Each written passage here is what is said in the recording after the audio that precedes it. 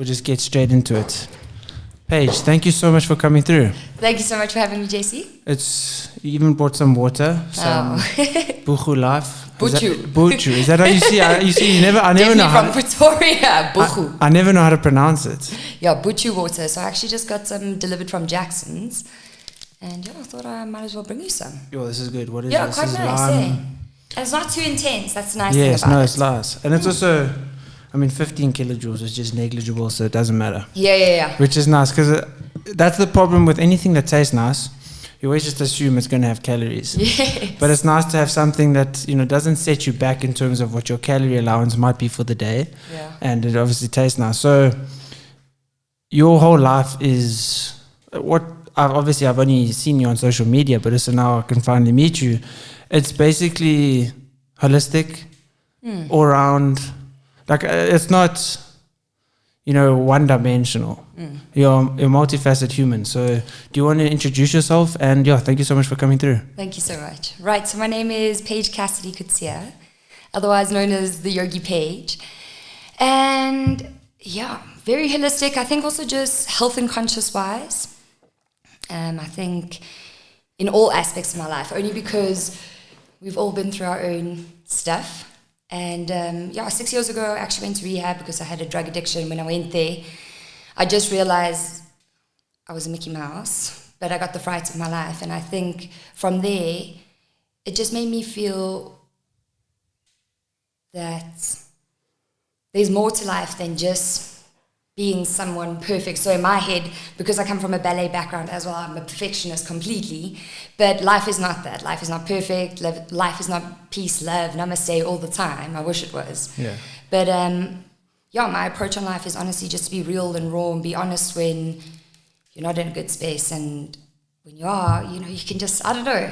I'm just very much about being completely honest with people. For a long time, I used to hide my emotions about going through a bad day because I must always be happy, and I think that also destroys a person. So I just want to spread that people can be honest about wherever they are in their head or in their heart with their bodies, and it's cool because you're not the only person who's feeling it, and that's such a nice feeling.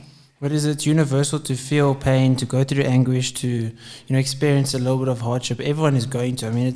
If life was sunshine and rainbows, it wouldn't actually be meaningful. Yeah. The hardship actually makes the amazing times even more amazing. Yeah, so I don't know how much you want to go into the rehab experience. And so what is your drug of choice? Or was it a multi or?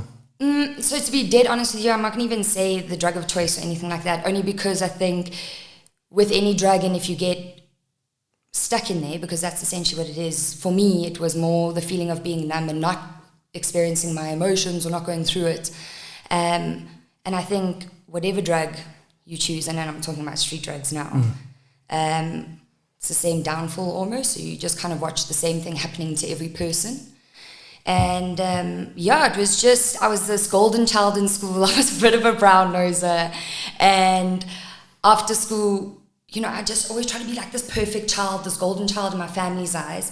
And after school, there were trance parties, and I was like, this is amazing. And I got completely lost in it because there was this sense of feeling free and connected in a different way.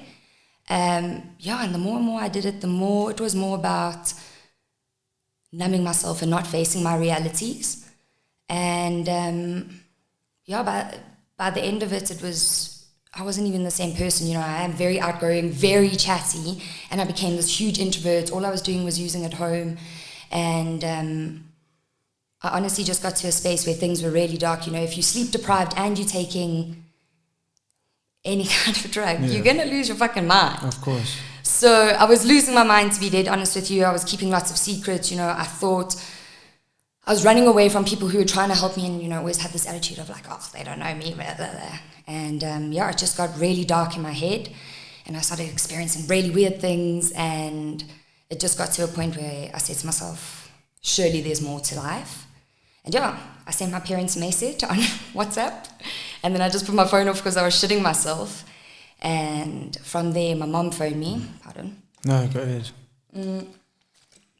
And all she said to me was, please come to me, because I wasn't living with my mom. She said, please come to me and don't stop off anyway. And honestly, that was the last experience or I just knew in my heart that was it. And I threw out what I had left, drove to my mum, my keys got taken away, my cards, my aunt was there, it was hectic. And magically, I went to a rehab called Healing Wings in Nelspruit, and magically there was a cancellation. Is that where you grew up, or was it just because it was where you went? Just how it happened. So we obviously got referrals from a lot of people because it was new to the whole family what had happened. And this was the best place apparently for women. Yeah, 3 days later I was in rehab. I might have 2 days off my dates. I think it was the 3rd or 5th of December. And I went there and I was still like trying to play it cool. I still remember wearing like a hoodie and walking in there like I was the main man. And honestly, I was there for 2 months, and after 2 months I was like, oh fuck, what just happened? So I was in rehab for 9 months, and I feel that the spiritual meaning of it, like 9 months reborn kind of thing. And it was bloody amazing. I thought rehab was the most amazing thing. Men and women were completely separated. And it was just the most amazing experience. And it honestly felt like a camp for 9 months. So you were with the people that you go to school with, and you do stupid things. We did like a Bear Grylls weekend, and I love that shit. Yeah. I want to be barefoot. I want to be out in the open. We used to do like swimming competitions. We used to do running. It was amazing. It was exactly what I needed, and really tough, but I feel like everyone needs to go to rehab. It was the most amazing experience of my life. So it was like a retreat of finding yourself, almost like what you see in the movies is kind of what your experience was. Yeah, and it was difficult, believe me, facing yourself and facing your demons for 9 months with no distractions, because there's no phones, there's no one there, there's no Joel, there's no music. It was crazy stuff. There were some days that I was like, okay, I'm done with this life, please. I want to be out of here.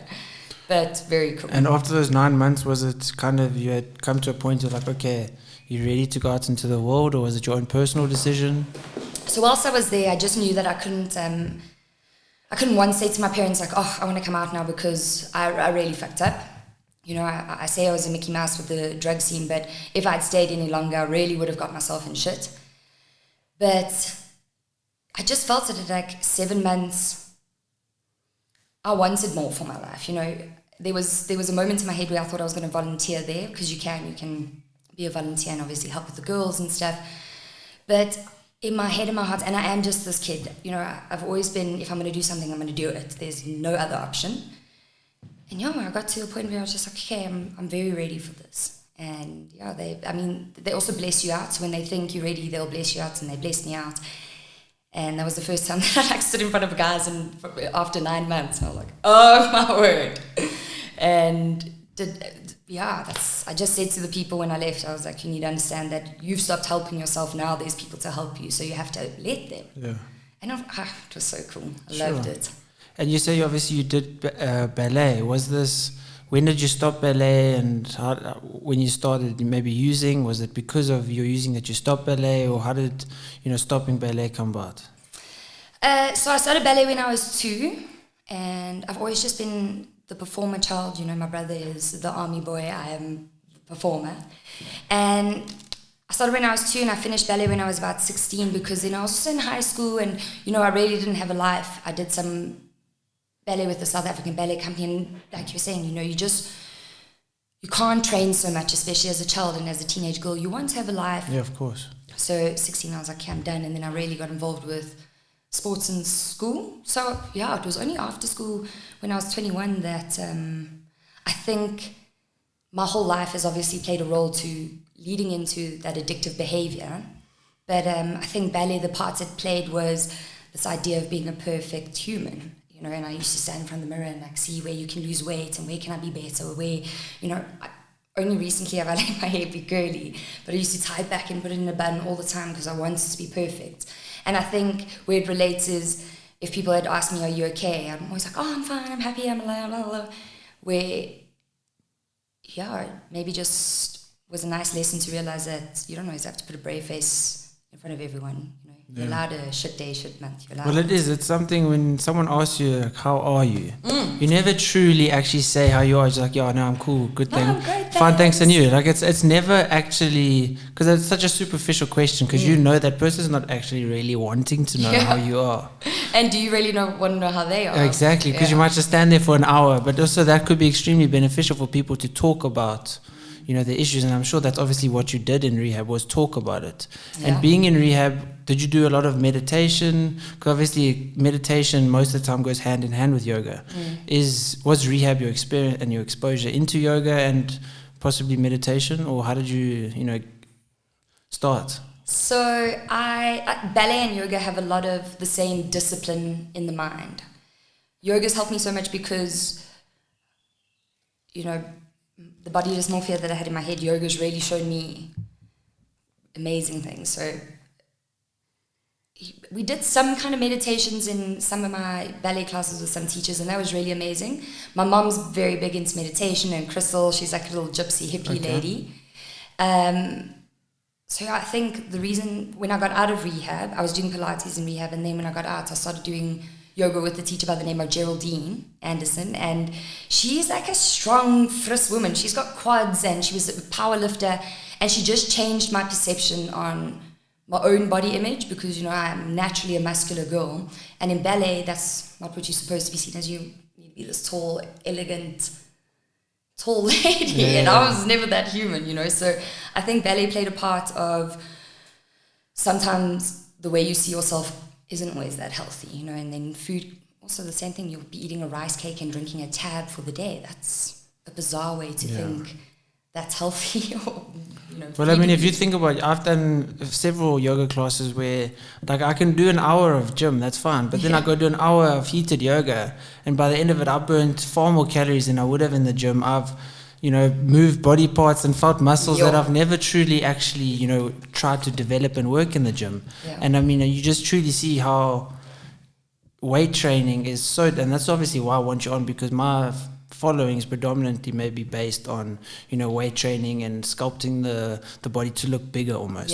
Whereas, you know, yoga is completely different. It's, you know, it's almost connecting with yourself and your body and kind of pushing it into positions, whereas bodybuilding is just like lifting weights. So what is your definition of yoga, and how would you define, you know, your experience through yoga? Nice question.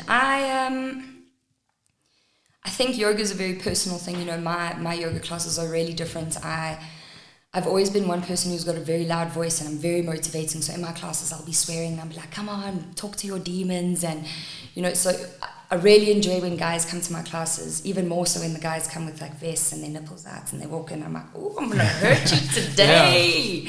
But my yoga is really cool because there's flexibility and there's a space where the yoga community can show off, because we all have to show off. And then when the guys or the stronger, even women, want to come and push themselves, my yoga is very open to that. So, you know, I really slow down my movements. I love, and it's not about watching people in pain. I love watching people go through this transition in their head where they think, flip, I can't do this anymore. And they start shaming their body or whatever it is that goes on in your head. And all of a sudden they push past it. And I'm like, yes. And that's honestly what I feed off. And often people ask me what my yoga is, and I would say it's a combination of my life, and a huge part of my yoga practice is power of the mind. And it really does stem from my experience with rehab. You know, if you can think yourself sick, you 100% can think yourself better. And my yoga is very power of the mind. I got trained in vinyasa and hatha yoga, but it is Paige yoga, power yoga. Okay. And you obviously do predominantly your classes at Gold's Gym, or where are you based from most of the time? So I'm actually with Gold's Gym because I'm with the Switch community there. I used to do yoga there, and then obviously lockdown happened and I haven't been back, but I do the Sky Yoga with them, which is really cool. And I actually mainly focus on my rooftop. So there's one in Parkhurst and at Jackson's in Bryanston. And then all private classes and events. Okay. And would you say, I mean, the rooftop, you can see the surroundings, is, you know, connecting with nature and feeling your surroundings a big part of how you handle yoga? Yeah, I think, I was brought up on a farm. I was always barefoot, and I love being outside. I've always been this kid. I love the sun, and yeah, it's such a lovely thing to either, like on a Tuesday night, we've started this new class where the sun is on one side, the sun sets, and the other side is the moon. And I mean, how can you not just be happy when you're lying there in relaxation? You don't have to close your eyes and you're looking at that, you know. I think being outside is really good for a lot of people, because often we forget how stuck we are inside all the time. Yeah. So I think it does very well for your brain. So you've got some tattoos there. I don't want to say what. What are they? So explain your tattoos and their meanings behind it. Okay, so actually that's just henna on my hand. I really enjoy drawing. Okay. And then I've got the arm symbol on the side of my arm. I actually got it with my cousin when I was 17, and at that moment in my life, super weird, I actually wanted to find this peace and balance, and it has some connection to that. And that's why I wanted it. I was looking for this peace and this balance in my life. And then next on my arm, my dad's actually got the same tattoos. My dad used to live in Burma for a really long time, in Myanmar. And we wanted to get the same tattoo because we've always lived apart. So if we say, oh, under the same moon, or look at the moon, we're both looking at the same moon. Cute. Yeah. So we went to Myanmar, and all we wanted to get was under the same moon, but the translation between Burmese and English was a nightmare. So it literally says, under the same moon with my father. And my dad's got the same one that says it on you. But it's the meaning behind it. It's not actually the words on it. And no one's going to know that. No, exactly. It just looks really cool. Well, personally, I've got my parents' birth dates on my back. And I'm not going to lie, one of the dates is wrong. Yeah. But I mean, people looking at Roman numerals, like obviously if they analyze it, they could work out that it's... Obviously, they won't know it's wrong because they don't know when my parents were born. So it's the meaning behind it more than... like a little error, or it's because I mean that's what tattoos should be for people. Yeah. Some people just get it, you know, to look cool. I mean, I've got tons of anime characters on my leg, and that's because I resonated with certain characters within the anime, and cool. You know, I really learned work ethic from one. I learned about relationships from another, and Cute, you know, and it's something that you can show the world of who you are. You can show the world who you are through your tattoos, and you know, it's an expression of yourself. Yeah. And that's also what yoga is for you, obviously, as well. Yeah, I dig them here. Yeah. Really like And tattoos. your other one, I see is on the right hand. So this one I actually got because my older brother's covered in tattoos. He's an army boy. And I was like, oh, I also want one on my arm. And I also never wear jewelry. So this is why, that's honestly just, it's like a jewelry piece. It's probably my favorite one.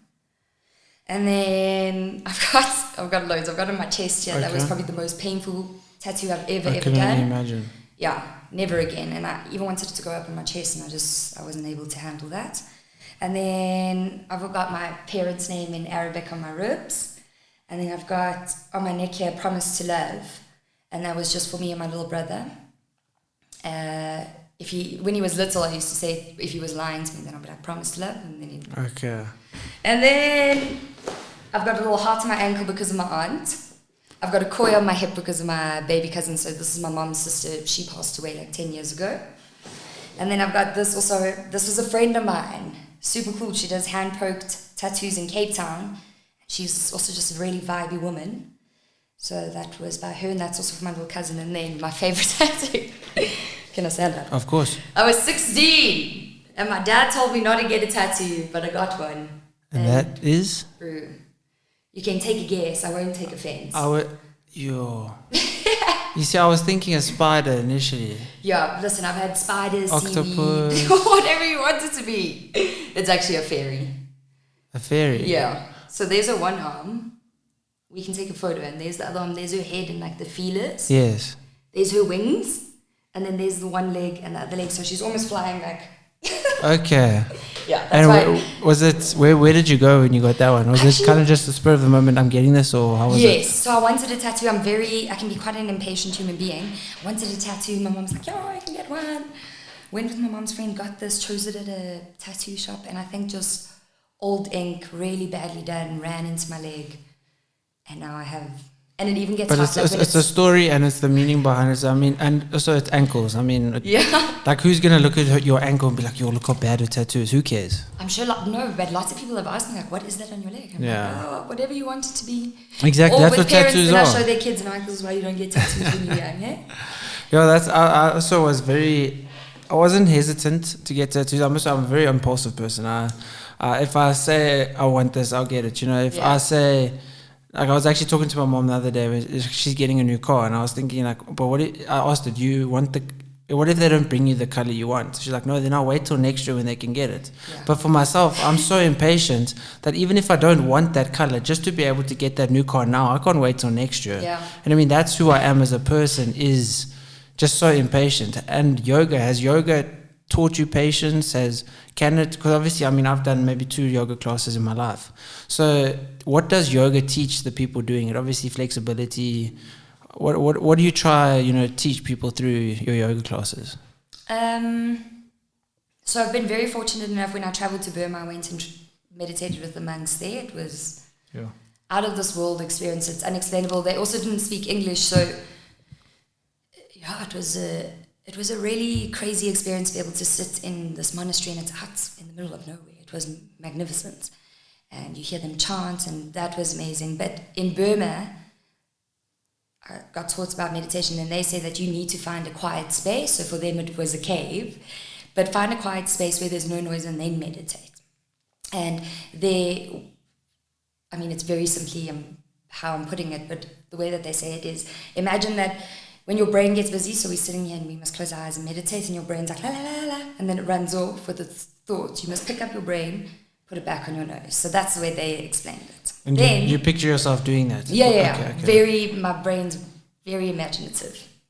And then in India, did a yoga class or did a meditation. Now you're holding a pose for 4 minutes maybe, and then cool, meditate. But then there's hooters and there's disgusting smells and there's people walking around. It's chaotic. And they're like, cool, meditate. You're like, but how? Yeah. And you must be able to shut everything off and be able to just meditate. And meditation, I think, for people can be really, really scary. It is, and it's infuriating. It can be really, really hard to do. But then last year, December, I went to Cape Town to something called Vipassana, which is 10 days of silence. And that I've actually had a friend who's done that. Mind fucking blowing. You think you're a lunatic. And then... Do you want to explain for some people? Because so when you're there, like you get given food and stuff, and you're not even allowed to say thank you. Yeah. So you're not allowed to communicate at all. No eye contact with people. So Vipassana is, the translation of it is seeing things for what it is. And the idea about it is you have no response or reaction to your thoughts, to your feelings, to the pain in your body. It's super hard. Yeah. So let's say each sitting, the first sitting is 4:30 to 6:30, probably the hardest sitting because my brain is the most active in the mornings. So you say sitting, is that because it's like a designated zone where you just chill? Yeah. Guys and girls getting separated, but you've got the same hall. It's very dim, and both guys and girls sit on opposite sides, and then you go and sit. But on the floor, no couches, chairs. No couches, but there's cushions and that, so you can get your body comfortable. And nearly 12 hours a day we meditate, and it's really tough. I can't say it was an easy experience. It was one of the most challenging things I've done mentally. And I needed to do it, but my cousin in Cape Town standing in it took me 6 years to get there. And that taught me so much. But it's weird that in life you have recurring lessons. So in rehab I learned, do not respond or react to anything, to people, especially if people make you angry. That was the first way I saw it. Don't respond and react all the time. You don't always need to say something, and I'm that person. And then throughout my life, I've just been learning this, like yoga as well. Don't respond or react all the time. Don't lose your shit. Sometimes it's okay to just take a step back and breathe and not take everything to heart, because I can also do that. And then 10 days of silence. The first amazing experience was me sitting there, and I was able to sit for an hour straight, not move, not open my eyes, and that's really difficult. And a little bit controversial what I'm going to say, but I sat there, and when the meditation was done, I was like, I am God. I am able to sit for an hour still, not move a muscle, nothing, not react, nothing. And then you honestly I started to understand the power I actually have in my brain, and fuck, I love it. I love it. That's why in my classes I love pushing people, because of exactly that. Your brain is so powerful, we forget to tap into it sometimes. Yeah. It's always there. I can imagine going back into the normal world after that. It's kind of a culture shock almost. You're kind of like, I want to go back. Well, how was your experience leaving, 10 days like that? I couldn't wait to talk, to be dead honest with you. I was so excited to talk. And the 10th day at 10 o'clock, you break silence, and you can get your phone and everything. And all I did was phone my boyfriend, and I just said to him, I don't know whether to laugh or cry because I'm so happy I can hear my voice. Yeah. Where, I mean, you If haven't you almost- stopped you hearing think, it. Do I still know how to talk? Yeah, and then half an hour in, your voice is like this because you're not used to talking. But I can't tell you how much love you walk out with after that, or just you're just so deeply grateful for people for being it. Sorry, my brain gets like this. Don't worry. Another thing I realized is how much energy it takes to talk. I realized how come I sometimes feel so drained because I talk so much. And you realize that actually, Yes. when you're arguing with someone, how much energy you're wasting. Well said. Lovely, well said. Yeah, exactly. But yeah, I'll do it. I wanted to do it this year, but COVID and everything. When was it that you did it? I did it last year, December. Okay. Yeah, no, it was And your boyfriend, is he into yoga, into... No, not... I mean, he's keen to... Do a during class. lockdown, he's so keen to try everything, but it's just not his thing. Golf and soccer is his thing, but he'll do stretches with me, he'll meditate with me, and it's... I think in lockdown it was cool because what else were you going to do? Yeah. Lockdown was an amazing time for people to kind of just look intrinsically at themselves and see, what's important. I definitely for myself learned what actually matters. Certain things you can go, whatever amount of time without. You can do certain things. You can if I don't see a certain person, like you actually see the value that some people have in your lives and some people that are just draining energy from you. And it's kind of, you see what needs that's what was nice about is you saw what needs to be focused on. And then after lockdown, you can kind of say, okay, well, what brought me value in lockdown is what I should carry. And what kind of before lockdown didn't bring me value. And if I never had whatever during lockdown, I can do without it now that lockdown's over. And I'm sure how you did obviously a lot of online classes and a lot of I saw a lot of live videos and everything. Yeah. So what I think for my own sanity at the same time, you just remember, like when I'm teaching, it also helps me to sit down and be quiet in the beginning and at the end, But I did lockdown yoga, which was quite cool, did a pose a day and got everyone involved, got everyone sending me some videos on how to do a pose. And I think that was really cool because it's nice to show people's talents. Why the hell not? Of course. And then with the online classes, I had a lady who was doing some meditation. And again, I really do these things to benefit me because, when someone else is teaching me a meditation, it forces me to also keep quiet. And I had people on my screen with me, and I don't know, I'm very a huge people's person. Yeah. And how do you meditate personally? Because obviously you've tried so many different methods, I assume. What is your takeaway that you do every day? Or is it every day or how often?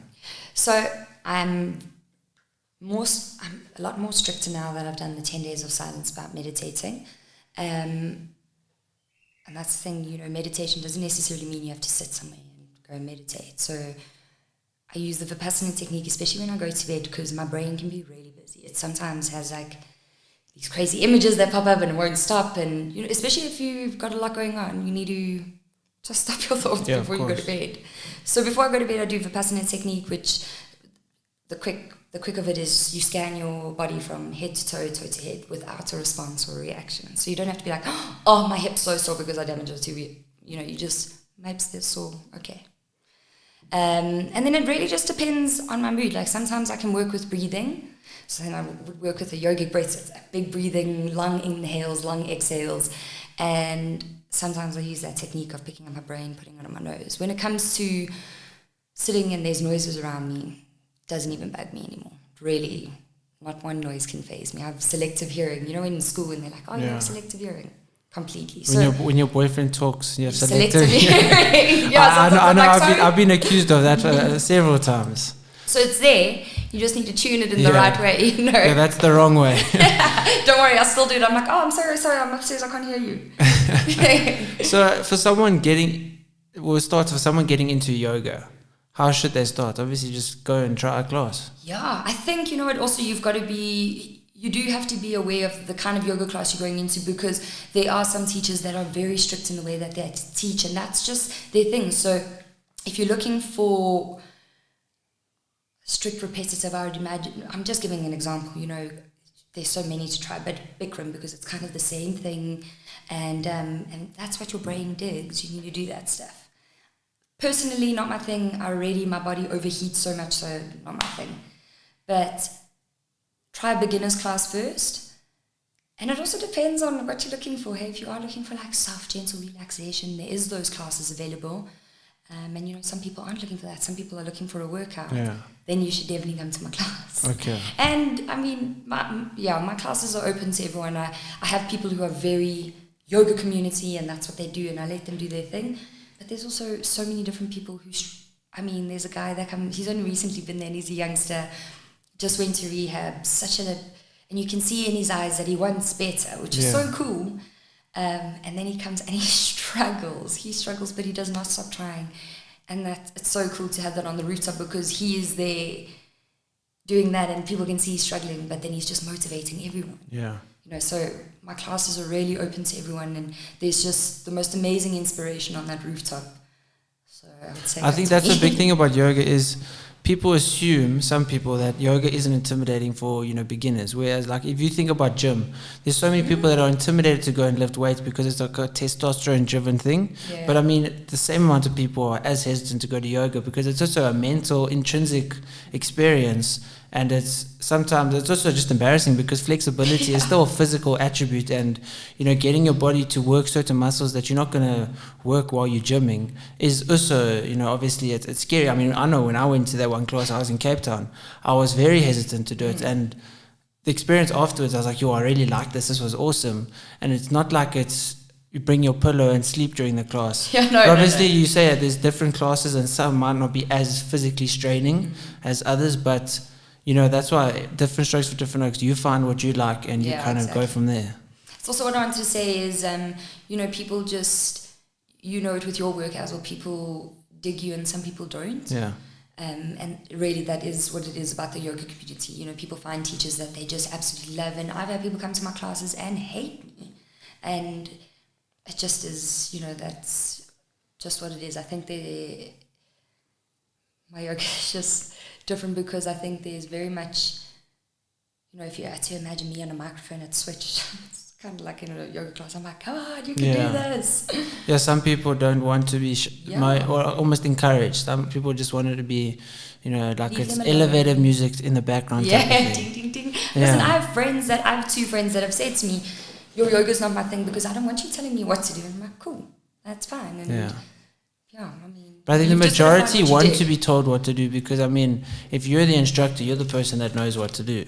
So, I mean, if I'm coming to a class and someone's just like, get into this pose, I'm like, what is this pose? You're gonna have to... Exactly. I'm going to have to be, you know, motivated to get into it, because if I get told, like even the yoga before, when I worked at Switch in Pretoria. Oh, cool. When I used to get told when I used to do the yoga before, and then there's a yoga instructor doing the class, and I'm just watching them like, this guy's telling people how to do yoga. He doesn't know any of it. Luckily, it was only 5 minutes.